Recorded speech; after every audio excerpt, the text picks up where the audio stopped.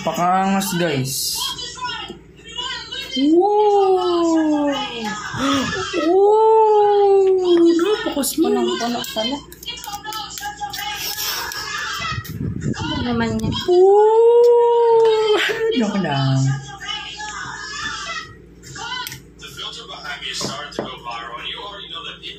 Pakasarap ng avocado guys. Kung gusto nyo bumili, punta na nga sa Amazon.org. Oh, anytime, anywhere. Ito yung mga buto. Kita nyo yung mga buto na yan.